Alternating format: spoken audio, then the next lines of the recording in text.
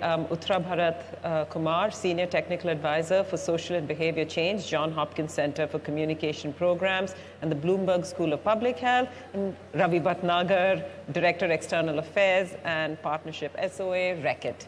So Uttara, coming to you, it was interesting that he was mentioning diseases like AIDS and TB, and which are the communicable diseases.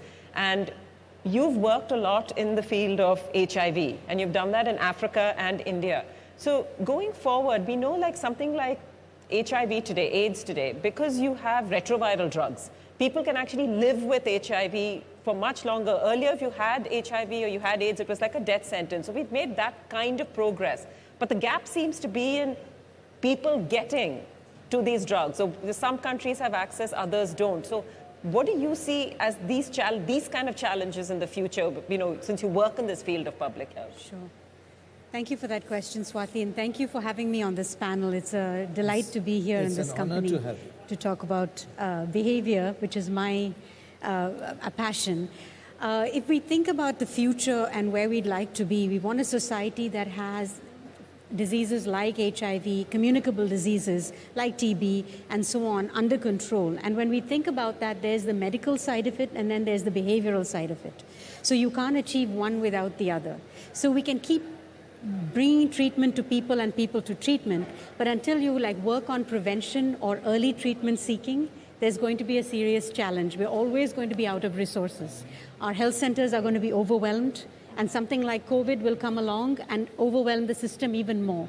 In countries like Africa, they struggle already to provide basic health services, and then when you add COVID to the mix on top of the HIV, it overburdens the system that can almost shut down.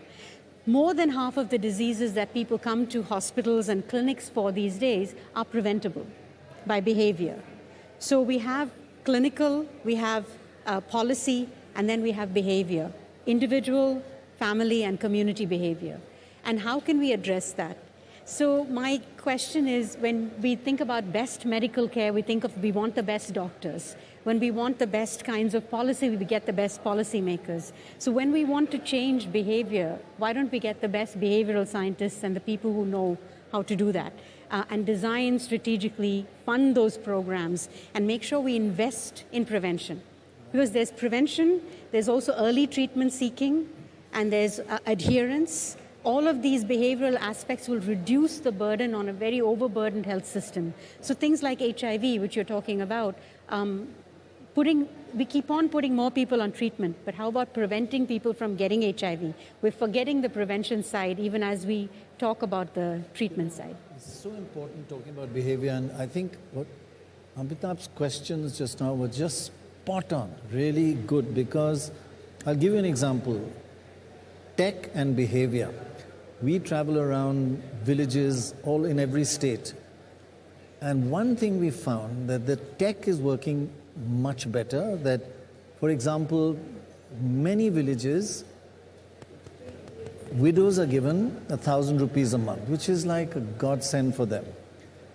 But all of them, when we talk to them, the behavior, when they go to the bank to collect the 1,000, the teller wants 500. That's the behavior of the teller. So many told us, so we took one or two to the bank. And we asked the teller, why did you take 500 from this old lady? It's 1,000, she's so poor. What kind of behavior is that?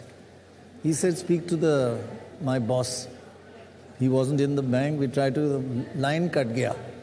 But that's what's happening. The tech is working, but then the behavior of how do you make sure that they get that? And that's what you said. Yeah. It's good to talk to the recipient. Did you get that? There's no respect, I'll tell you. Yeah. The example that Dr. Roy has just given is so pertinent.